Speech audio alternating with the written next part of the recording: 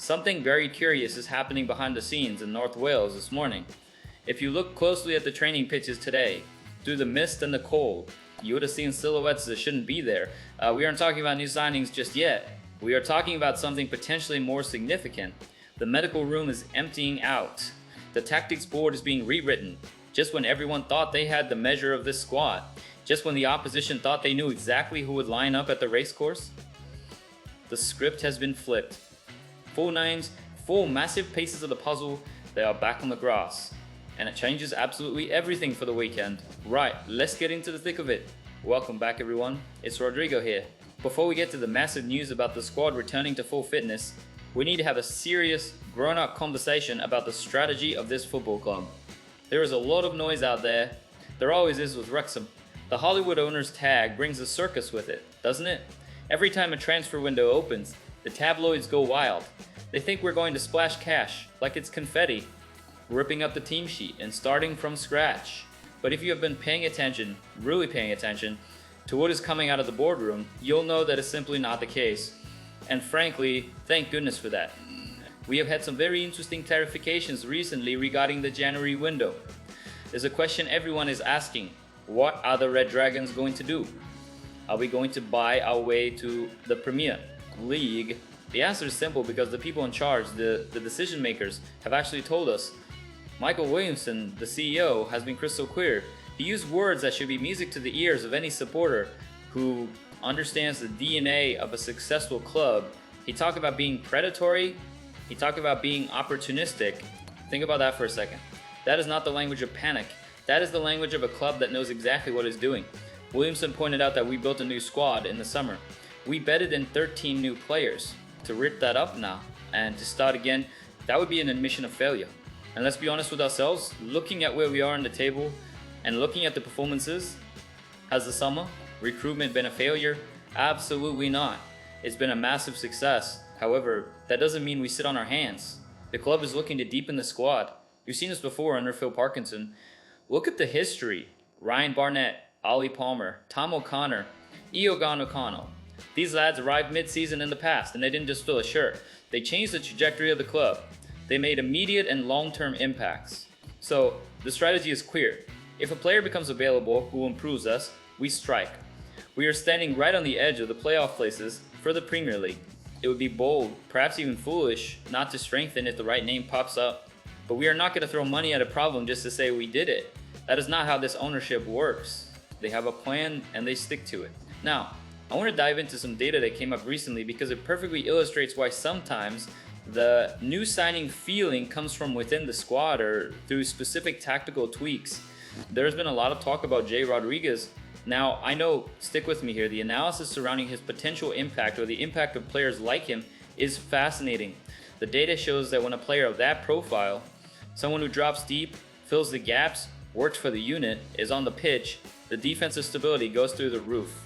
We are talking about conceding a goal every 147 minutes with that kind of presence versus every 105 minutes without. That is a staggering difference over a season.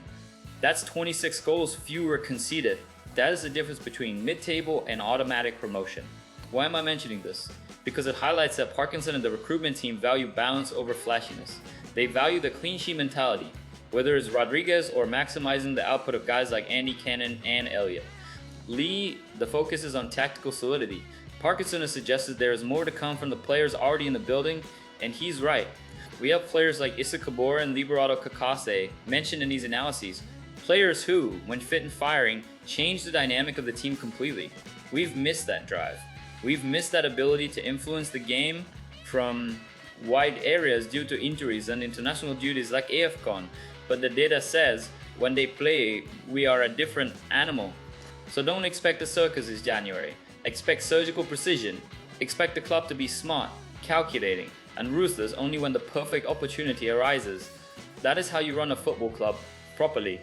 Now, let's pivot to the mindset, because strategy is nothing without the right mentality. And if there is one man who ensures the Red Dragons keep their feet on the ground, it is Phil Parkinson. We are coming off a high, a massive high, 4 league wins in a row. We have climbed to 9th in the championship table. We are one single point away from the playoff places.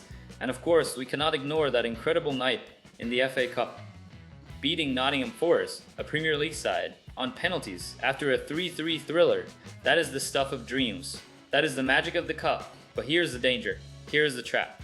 It is so easy, so incredibly easy, for a squad to look at that result, look at the league table, and think we've made it, we've cracked it, we are the real deal. And that is exactly what the gaffer is fighting against this week.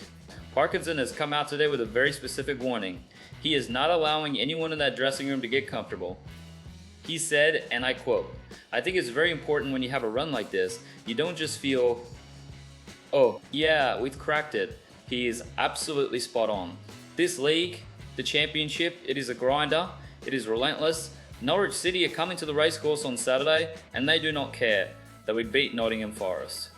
In fact, that puts a target on our backs. They will want to be the ones to knock us down a peg. Parkinson is using this week not for celebration, but for analysis.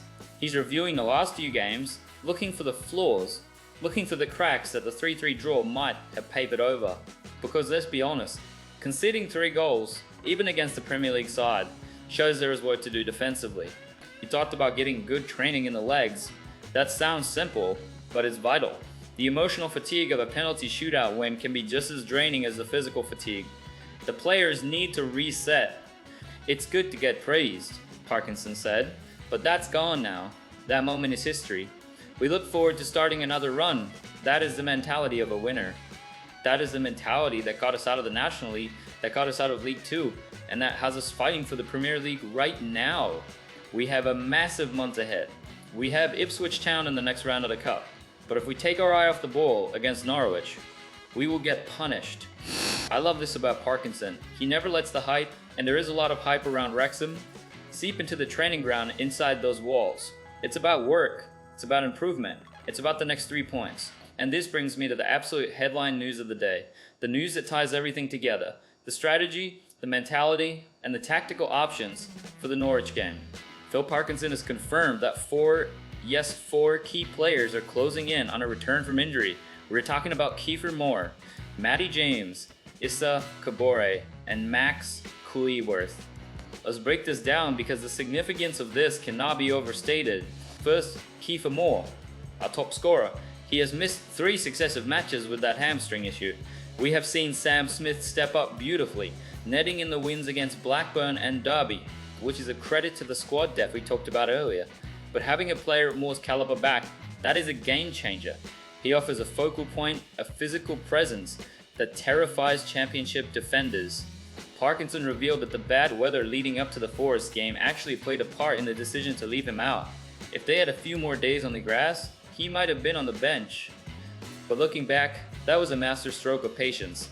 By keeping him out of the firing line for the cup game, he has had a full week of training.